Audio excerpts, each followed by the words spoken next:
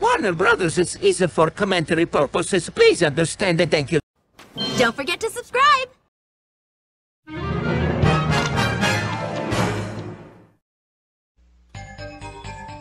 Hi everyone! Princess Lifelike here, and welcome back to my channel. Gotcha! Mika! Call me Coco. I am the mermaid princess of the South Pacific Ocean. My name is Karen. I am the mermaid princess of the Antarctic Ocean. My name is Noelle, and I am the mermaid princess of the Arctic Ocean. I am the pretty Agarian who fights for love and for courage. I am Sailor Jupiter. I'll feel you regret. It'll leave you numb. My name is Sarasa. I am Ichi's sister. Hey, don't forget about me. I'm Roka, and I am Sarasa's sister-in-law. My name is Kisasoma. The animal in the zodiac that I symbolize is the tiger. Call me Hirosoma. The animal that symbolizes the zodiac is the sheep, and that is me. A fine pleasure to meet you. My name is Kotoko. My name is Amuhinamori. I can transform into Amulet Heart, Amulet Spade, Amulet Clover, Amulet Diamond, Amulet Angel, Amulet Devil, and Amulet Fortune. Hello, my name is Ludia. I can transform into Iris Heart. My name is Vert. I can transform into Green Heart. I am Miko Robin, a treasure hunter. Pleasure to meet you. My name is Kaylee. I am Ochako Uraka. Let's go! Hey! Nice to meet you! Call me Nejire Haro. I am Itsuka Kendo. Pleasure to meet you. What's up? I'm Black Star! Hi there, it's me. I'm Nozomi. It's a pleasure to meet you. Call me Maven. I'm pleased to meet you. I am the head of the Furude family. Recap Furude. I am Kaname Chidori. It's a pleasure. My name is Hestia. It's a pleasure to meet you. Hi there, I'm Machi. Nice to meet you. I am called Rola. Be grateful, I'm not giving you any punishment. I am La Pucelle. Pleased to meet you. You can call me Sister Nana. Nice to meet you. I'm grateful. Great to meet you. My name is Snow White. Pleasure to meet you. About us, I'm Nagisa 1. And I'm Nagisa 2. What's up? I'm Boruto. It's a pleasure. My name is Hikaru Shido. I represent the element of fire. My name is Fuhoji, and I represent the element of wind. I'm Umi Ryuzaki, and I represent the element of water. Hi, I'm Happy. I'm an Exceed from Extalia, and a member of the Fairy Tale Guild. Good day, I'm Carla. I am an Exceed as well. And we are also in the Fairy Tale Guild. Hey there, I'm Wendy Marble. I'm a Sky Dragon Slayer. My name is Romeo Combolt. I'm the only son of Fairy Tale's mage, Macau Combolt.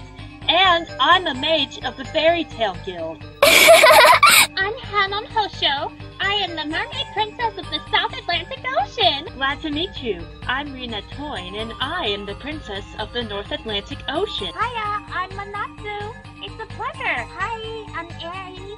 Nice to meet you. Call me Pony Sumotori. Nice to meet you. Hi, I'm Senki, and I'm the handsome one. I am Xiaomei. It's a pleasure. Hello! I'm down! Hey, I'm Julia. It's a pleasure to meet you. I'm Nayuki. Nice to meet you. I'm Hanyu Furniday. And I'm Ayu Tsukimiya. Nice to meet you. My name is Lepus Klein, everyone. And this is my friend Haro. Adam, that's you too. I am glad to make your acquaintance. I am Sarada. My name is Kotome Ichinose. It's a pleasure to meet you. I'll promise to do my best on my violin. I am Yukine. Nice to meet you. I am Pikachu Popstar. My songs will reach out to all of you. Pikachu PhD is in the house. My prescription? Knockout. Hi, I'm Rena Ryukyu. You look so cute. I want to take you home with me. I am called Alpha 5. It is a great pleasure to make your acquaintance. They often call me Sayuri. Nice to meet you. I am Kaori. Please don't upset me. Futaba Sakura here. Nice to meet you. I'm Taletta.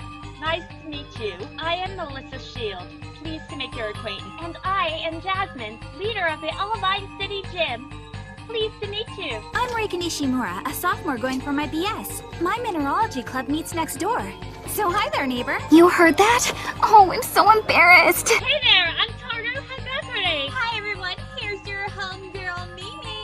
With the pulsating power of a driving disco rhythm comes the queen of the boogie beat! I tribute summon Diane Keto, the Boogie Master! Hi everyone, my name is Kimberly.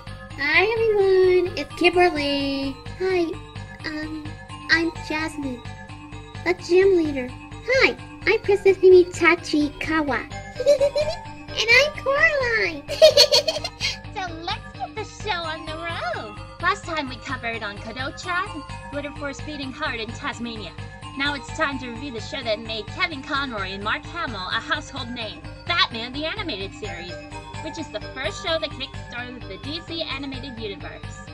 The show came out while Tiny Toons boomed, and this is the third show in the Warner Brothers animation library, and it is the first animated show to be partnered with DC Comics, and now it is one of the best shows ever, and the first Warner Brothers show to reach 100 episodes as the longest animation show ever made. So with the HBO Max and Cartoon Network getting a sequel revival coming next year in 2023, let's get started on another episode of the Warner Brothers Animation 40th Anniversary Review. Keep in mind that we have been doing this since day one. We need to ask ourselves two questions. One, how well does Batman the Animated Series along with Mask of the Phantasm and Mystery of the Batwoman hold up today? And two, do we recommend these shows and direct a video for your binge watching? Without further ado, this is Batman the Animated Series.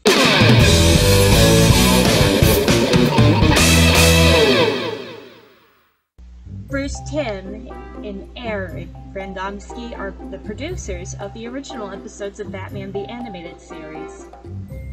As you have noticed, they actually worked hard on the pilot episode of Mother Wings, which according to Timm got a lot of people off our backs. First, Timm also said that he and the crew were not interested in making a kids show, and they often stated that this series and other DC shows such as the new Batman Adventures, Batman Beyond and Justice League are not children's programs, but merely include children in their audience. Now then, let's go over the locations of the Gotham City DC Animated Universe edition. Gotham City is hundreds of years old, being founded on the estuary of the Gotham River. As years passed, it grew in size and founded its own university in 1898. As a result of its industrial and commercial growth, it became a home to Wayne Enterprises. A dark city, Gotham was preyed on by organized crime, unscrupulous businessmen, and corrupt city officials. It has a present-day population of 10 million inhabitants. Most of the city's crime was fought by their ever-vigilant police department, now aided by the masked-vigilant Batman and his allies. As the base of operations of some of the most dangerous criminals, Gotham City has been the target of various criminal plots. Among the most remarkable ones are citywide poisoning with laughing gas by the Joker, and the destructions of several buildings by the Mad Bomber. Great work! Now let's go over the plot! Bruce Wayne was born to the wealthy Wayne family of Gotham City the second week of October 1959. As a child, Bruce Wayne would often watch television adventures of his fictional hero, the Grey Ghost, with his father Thomas. Bruce would later take many ideas from this show in the future. On the way home from seeing the film The Mark of Zorro, 8-year-old Bruce witnessed the murder of his parents by a petty mugger in the slum area that would become known as Crime Alley. Some say that the real Bruce Wayne died that night along with his parents, and in his place, the Batman was born. Young Master Bruce was taken home to Wayne Manor, where he was raised by the Wayne's faithful friend and butler, Alfred Pennyworth. And he also found comfort from his father's friend and medical colleague, Leslie Tompkins, who was ironically a resident of the neighborhood where Thomas and Martha were killed. Bruce learned many arts and sciences toward the goal of eliminating all the crime that took his parents from him. He learned from masters in varied fields, such as escape artistry from Sadara, the master of magic, and various Japanese martial arts from Yoru Sensei. And while he trained with Zadara to become a master escapist, he and his mentor Sadara, Zatanna, became very close. Bruce nearly gave up his plan to become a force for justice in the night when he nearly found happiness with Andrea Beaumont. When Miss Beaumont walked out of his life, he became more determined and dove headfirst onto the path of being Batman. On a night like many others before and since, Bruce sat relieving his parents' murder. While absorbed in his horrific daydream, a bat crashed through the window of his study. It was then that his obsession and his plan was given form. He would become the Bat himself, and he would be the knight and strike fear into those who preyed on the innocent. Using the caverns he discovered below Wayne Manor right before Alfred broke the bad news about Andrea, Bruce had built his secret headquarters, the Batcave. During the day, Bruce Wayne is the CEO of Wayne Enterprises and maintains a public image of a millionaire playboy. In fact, Bruce intentionally goes to great lengths to convince others that the self-centered socialite is truly himself. And, however, by night he patrols the streets of Gotham, and Batman arms himself with nothing more than technology, toughness, and wits, combined with the virtually unlimited wealth of his company to fund his crime-fighting pledge. And he spent years keeping the people of Gotham City safe from common criminals and bizarre villains alike. Later, Bruce took in Dick Grayson as his lord after Dick's parents were killed by a local gangster named Tony Zucco. And Batman eventually took Dick as his partner when he found out about Bruce's alter ego.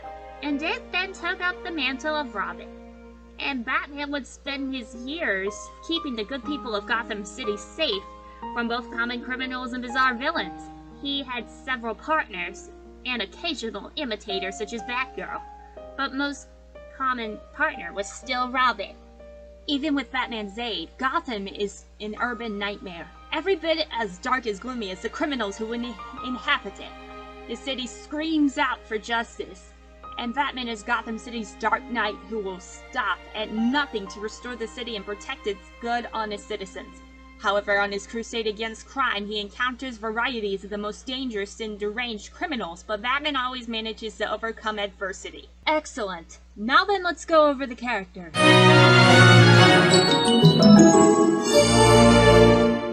Batman is the world's greatest detective. Despite his tragic past, he has overcome all obstacles to dedicate his life to the eradication of his crime in his home, Gotham City. Although he has no superpowers, Batman's powers of deduction combined with his obsessive determination combine to make him one of the most feared crime fighters in the world. Robin has been a fixture in Batman media as Batman's partner. The team of Batman and Robin is commonly referred to as the dynamic duo or the Caped Crusaders. Alfred Pennyworth was the loyal butler to Thomas and Martha Wayne and later to their son Bruce. Before beginning his employment with the Wayne family, he was a top agent of the British Secret Force. Commissioner James Gordon is the head of Gotham City's police department. He'll only have one child, a daughter named Barbara, who would go on to become a vigilant and ally of Batman's Batgirl.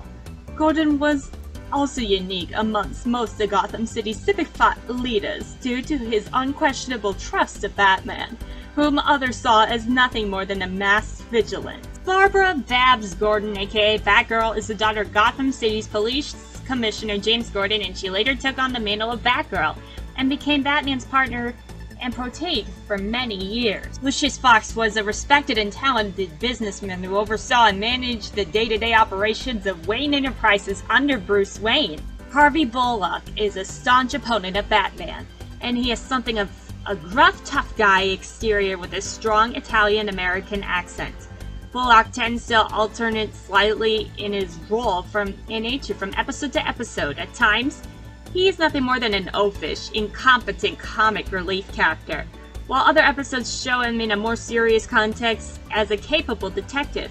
Many episodes blend both of these aspects, thus giving more dimensions to the character. Despite his somewhat corpulent appearance, he is shown in a few episodes to be a capable fighter. Mayor Hamilton Hill is a lawyer turned politician who was elected mayor of Gotham City. The Joker is Batman's deadliest archenemy who is menacing, merciless, shrewd, and extremely dangerous. And he exasperated every wicked trick to take over Gotham City, make a profit, and ruin Batman's life both emotionally and physically. In the Conference of Crime, He had no pity for anybody he forced to take part in his wicked schemes, either by intimidation or fraud, and he was partially abusive and sick to his former sidekick and ex-girlfriend, Harley Quinn, such as manipulating her to amuse himself, and he also escaped death several times after his defeats with Batman. Speaking of Harley Quinn, she began her career as a doctor in the Arkham Asylum, and she changed and became Joker's girlfriend and henchwoman, and she loves the Joker despite being abused by him and will do anything for his approval. She's also a good friend of Poison Ivy. As for Catwoman, she's a famous vigilant and occasional thief that is the love interest of the Dark Knight. Even though she occasionally steals, she only steals to give poor money or something to eat, as rich people can buy their stuff back. As for the Penguin, he's a mafia boss who is notoriously known for his bad habits, such as his love of the fine arts. And he's morbidly obese with a monocle and uses an umbrella as a weapon most of the time. The Penguin is a well-educated and clever man who wants to be sophisticated and respected among the elite of Gotham City. He is also one of Batman's major foes in his prime. Unlike most of Batman's other adversaries, Penguin is actually sane, as he would be sent to the Stonegate Penitentiary if found guilty of a certain crime, instead of Arkham Asylum, where his fellow rogues went for treatment. Here we have Pamela Isley, a botanist who led us a secret life as the eco-terrorist Poison Ivy.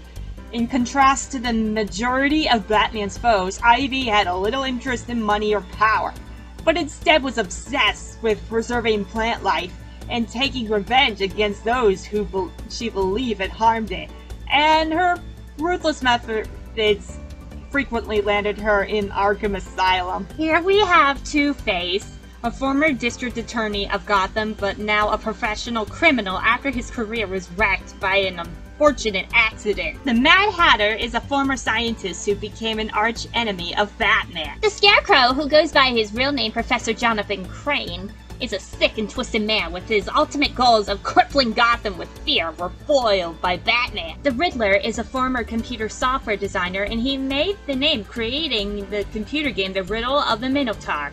After losing his job, he started on the path to become the supervillain known as the Riddler. The Demon's Head is an eco-terrorist who has lived for over 6 centuries for the use of Lazarus pits. Over his long lifetime, he's become a master planner, an expert fighter, and independently wealthy, making him one of Batman's most dangerous enemies. Mr. Freeze is a former scientist whose life took a wrong turn after a tragic accident, and he became a very dangerous criminal. Killer Croc is a former pro wrestler who turned to crime, and due to a medical condition, he's got gray skin and his teeth failed to point. Now, Clayface was an actor working for Imperial Pictures, but he had been disfigured in a terrible car accident.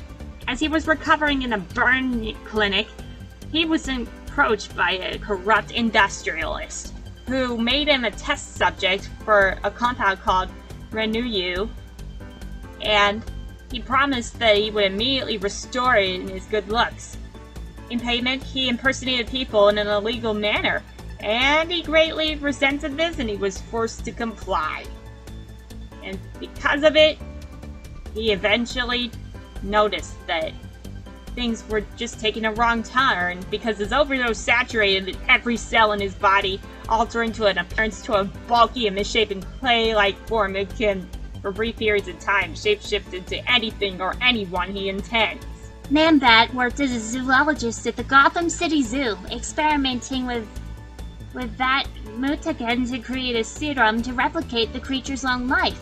After testing the serum on himself, he became the vicious Man-Bat. And last but not least, the ventriloquist is a criminal mastermind who carries a dummy named Scarface. Now that we got everyone, it's about time we get on to the spoiler. Ah, spoiler alert!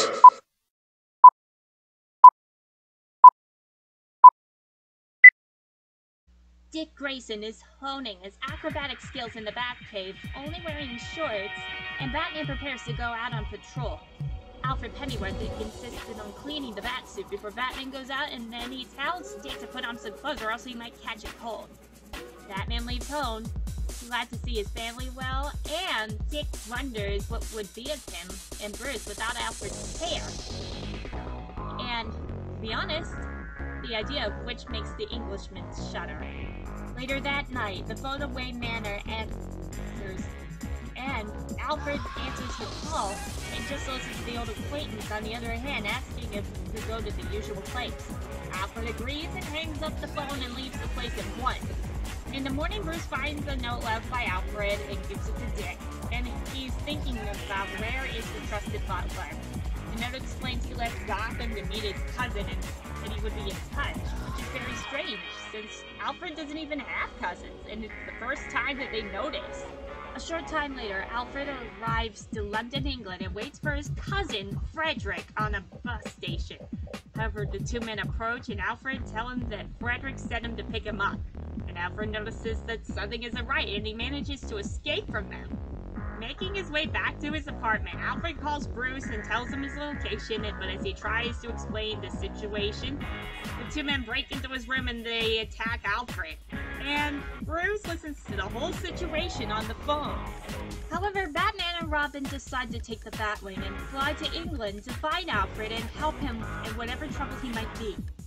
And during the flight, Batman fills his astonished partner in Alfred's background. Before entering service with the Waynes, Alfred was a highly trained agent of the British government, expert at resolving diplomatic and military crises. Bruce also realizes that cousin is also espionage parlance for a fellow agent, and reasons that whatever trouble Alfred is in is a cause for concern. At that moment, Alfred is taken to a mysterious castle where he meets his old friend Frederick and learns that he has been captured by the international terrorist Red Claw, and now that they're both prisoners. Bruce and Dick arrive in England and they head to Alfred's last known apartment, unaware that they are being watched by the same thugs who attacked and kidnapped Alfred. They communicate Red Claw about the two Americans looking for Pennyworth, and she commands them to eliminate them. Bruce and Dick investigate Alfred's apartment and they find signs of a fight, and after learning the most they could, they head outside and walk into a dark alley. The thugs follow them, but they find the alley dark and empty soon. Batman and Robin appear and attack them. The two thugs run away to the nearest bus stop and they hijack one of the London's famous double-decker buses. And Batman and Robin follow them after a brief struggle. Robin causes the driver to crash the bus against the light post. Batman knows that when the thugs recover, they tell him who they're working for. But Robin notices a tattoo on one of them and learns that they're working for Red Claw. The terrorist has taken Alfred and Frederick as prisoners because as former agents, they each have a code that would activate a giant missile known as Project Excalibur, which is held inside the castle. The two agents refuse to tell her the codes, and Red Claw uses truth serum to make them talk. So Frederick gives her the code at once. But Alfred resists the effects of the serum and starts talking gibberish to avoid telling the code directly. Eventually, Red Claw knows that it's just a matter of time before Alfred gives in. Elsewhere, a group of government officials are discussing the dire situation they find themselves in after the capture of the former agents. Batman and Robin infiltrate the meeting and demand to know the location of the bomb, and in return, they return Red Claw to the authorities. The government officials tell him the information since they have little choice, and the duo learn the location of the castle. Meanwhile, Red Claw starts a TV transmission and tells the people of Britain that she would destroy London with her missile unless she is paid an enormous ransom, and that it must be paid in 1 hour. After making the threat, Red Claw figures Alfred's code among the nonsense he was speaking, and she activates the missile with destination in London by typing the code, the lion, and the unicorn. However, at that very moment, Red Claw notices that Batman and Robin have found her and that they're already inside the castle. Batman and Robin make their way inside the castle, taking down as many henchmen as possible. Red Claw tries to stop them by activating several traps in the castle, but in the end, the duo make their way to the main chamber. Red Claw and her men go out and try to stop the duo, but they are no match for them. Robin finds a secret room where Alfred and Frederick are being held when he is soon knocked out by Red Claw, who gets inside and locks the door to prevent Batman from thwarting her plan. She launches the missile and gets out of the castle while Batman uses his equipment to open the door. And when the Dark Knight finally gets inside, the missile is already on its way to London. Batman runs out of the castle and summons the Batwing remotely with his utility net. All of a sudden, Batman gets inside the Batwing and follows the missile as fast as he could. When the plane is close enough to the missile, Batman gets ready to shoot and destroy it in midair, but from the backseat appears Red Claw and attacks Batman from behind, ripping off the cowl from the backseat. Before she gets a closer look at the man behind the mask, Batman ejects the backseat and launches Red Claw out of the plane and into the water below. The missile had almost reached London, and Batman has to reach it again to destroy it. When the missile is just a few miles from London, Batman gets a clear shot and destroys the weapon, saving London from destruction. Afterwards, Alfred says farewell to Frederick, who suggests that he should come back from retirement and join the Secret Service again. To which Alfred replies that he is most needed at Wayne Manor, and thus it ends Batman the Animated Series. So overall, we'll make sure that this is one of the best Warner Brothers animation shows that became a worldwide phenomenon. And we give Batman the Animated Series, the complete series, a perfect 10 out of 10. And Gabe gives it a perfect 5 out of 5. And this review is over. Next time on the Warner Brothers Animation 40th Anniversary review, they're animating and totally insane. We apologize that we have one more part left to talk about.